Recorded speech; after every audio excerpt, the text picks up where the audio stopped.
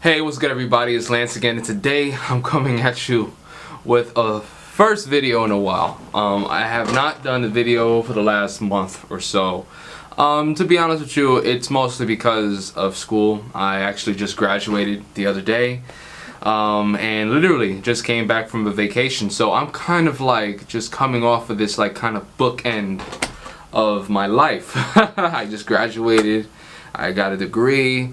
I'm technically unemployed now. My internship had ended. Now I'm kind of just like in limbo right now. Just came off of a 10-day vacation, went to Las Vegas and then went to Los Angeles from Las Vegas, which was pretty interesting and pretty cool, in fact. And I kind of want to move out there eventually, and it's going to be a journey, but I'm kind of committed to making that happen.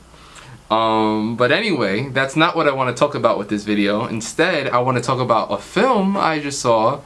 I believe it was yesterday I actually saw it, because I saw it yesterday. Oh my god. I saw it the day that I had left from Los Angeles back here. Yeah, and I had just like kind of like slept like the whole day. But anyway, I saw a little film by the name of Incredibles 2. Now, I was a humongous fan of the first film. I thought that it was one of my favorite animated films of all time.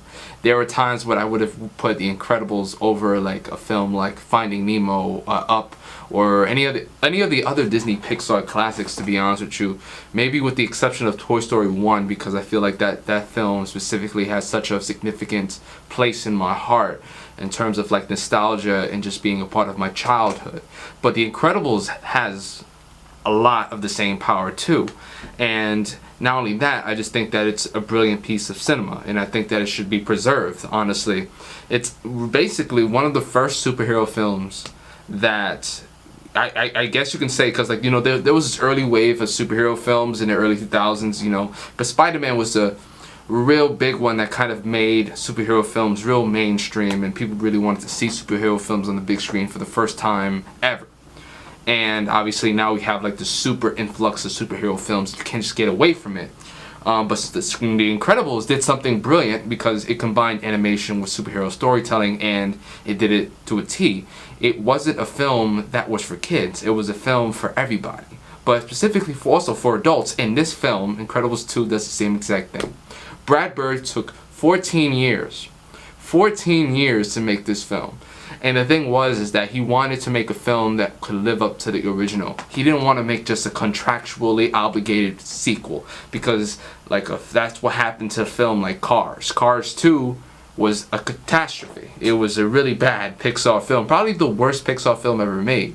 And that's crazy, because this is the studio that came up with Toy Story, Incredibles, Up, all these great little Pixar films. And you know, Cars 2 was crazy, and like you come up with all these sequels to like, or like movies that are just like, you know, new movies, but you kind of want to see a new Incredibles film. I mean, there was a whole generation of people that just wanted to see The Incredibles on the big screen again, and we didn't know how that was going to happen. This film takes place literally like 15 minutes after the first film. We get to see the Underminer again, and the rest is spoilers. I don't want to spoil anything for you for this movie, but I will say this. The animation, the achievement of cinematography is just mind-blowing with this movie. I think that Pixar has reached new heights in terms of animation with this movie. I think The Incredibles 2, you know, regardless of the story or anything like that, plot, characters, etc., I think it's probably the best looking animated film of all time. And that's saying a lot, because there's been a lot of animated films, but this film is wow. Like, it looks stunning, just stunning, just completely stunning. The lighting, the art design, the production design, everything. It's filmed like an actual movie. Like it is a movie, but it's filmed like a live action character piece. Like that's what it is. Like, you know, it kind of feels like you're watching just a whole bunch of actors on screen just acting. That's how it feels. It never tries to be a kids film, and it never tries to cater just for kids at all. And what's so good about that is that obviously all Pixar films are kind of for everybody, with the exception of a couple. But this film is truly like catering to the people that are grown now, that watched the first movie and loved it and just wanted to see a good sequel, and Brad Bird came out of nowhere and did it. This film is amazing. I love this movie, and the reason why I love this movie is not only because of the animation and the way it looks, it's because I just think it's a near perfect sequel. I think in every shape, way, form, whatever, I think that Brad Bird and the people over at Pixar did whatever they could to make this film as good as it was, and it's just tremendous.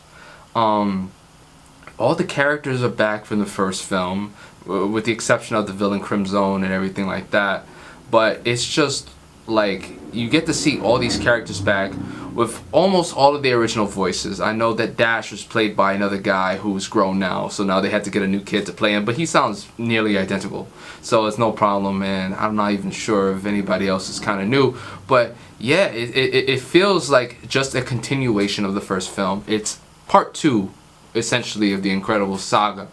And yeah, I mean, I think everything with the action sequences being top notch, just tremendous work. The choreography, everything. I'm saying choreography like it's actually there were stunts involved, which there weren't any, but oh my god. Like, I don't know if there was motion capture in this film or whatever, but it felt like this wasn't like an animated film at times. I was just watching a superhero film. Like, I felt like I was there and watching a superhero film. There were times where I was kind of like questioning whether or not, like, is this the 60s or whatever, because like I don't believe The Incredibles actually ever like committed to one specific time frame. I'm not sure, but I think I looked it up, and this actually takes place around 1962, an alternative reality of course, but it just looks incredible. I don't really know what to say. I'm kind of at a loss for words. I don't want to keep repeating things. But yeah, you know, Dash is great. Jack is amazing. Oh my god, the kid has so many powers. It's incredible. I have no idea. I mean, no pun intended. Whatever. Oh, what else? Violet is great. You know, she learned new things to do with her shield powers and her invisibility.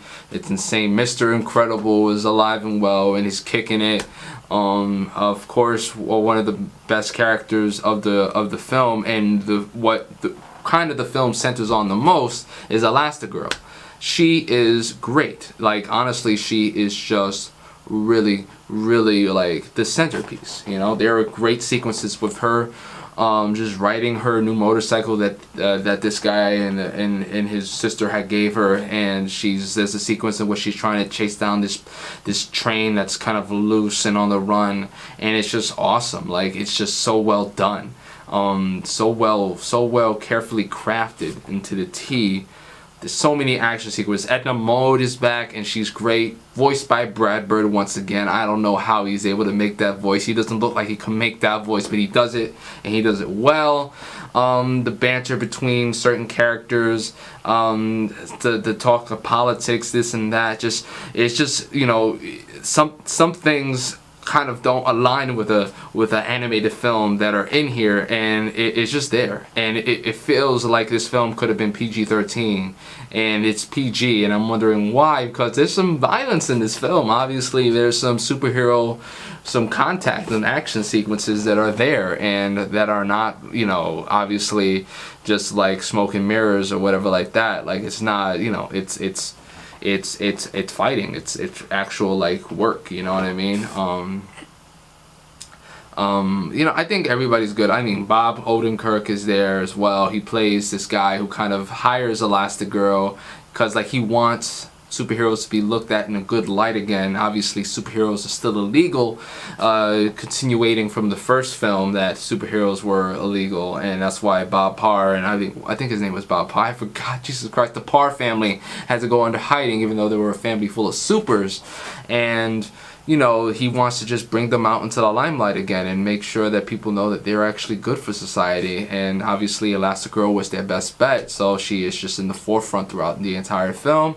Obviously there is the villain, the Screenslaver, which might not, I don't know, some people like to say that this film actually was I mean, like, the aspect of the villain of the film probably was the weakest part. And I listen, I disagree. I think from the whole aspect of it, like, everything else kind of makes up for that small little, maybe tiny little, like, flaw or just weakness with the film. Because I think that with the production design, the animation, the action sequences, the choreography, the voice acting, and just everything about that, Frozone is back as well, and he's great, and we get introduced to a whole bunch of new superheroes that were in hiding. I think that this film just makes up for that little thing. I think that the whole movie is great, and I cannot wait to see it again. And I just wanted to express my thought. I feel like this is a shoo-in for Best Animated Feature, and if it doesn't win, then you know what? I don't know what the hell the Academy is thinking. This is the best looking animated film I've ever seen, and I've seen Wreck-It Ralph. You know what I mean? Like, I've seen so many animated films, and you know, Hayao Miyazaki, everything. Like, I think The Incredibles 2 is great. The Incredibles 1 was amazing. And I honestly think that The Incredibles 1, story-wise and plot-wise, was better than this film, just by a small tear, but better. I feel like this film, though, Incredibles 2, is way better looking than the first film, even though the first film was amazing, especially for its time. It looked beautiful and extravagant. But this film, like, everything, just the little textures, the little details, everything about it is just wow. You know what I mean? For lack of a better word. If I had to give this movie from a scale from 1 to 10, if I had to give this movie a rating, I'd give it a 9.75. Hey, this film is fantastic. Send your kids, send your loved ones, send everybody to the cinema to watch this movie, because that's where it deserves to be seen. I saw it in Los Angeles, and the projector was amazing. It just made everything else look amazing. It's just fantastic, and I hope you guys enjoyed it as much as I enjoyed it. Anyway, that's it for today's video. Like I said before, I was on a hiatus because, you know, I had school and everything like that. Hopefully, you know, I do more of these again.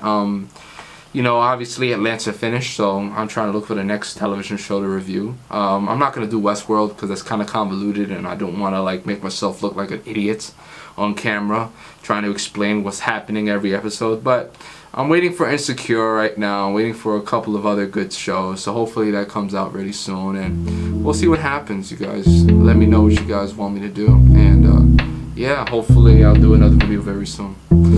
Alright, that's it for today's video. I'm Lance, and I'll talk to you guys soon.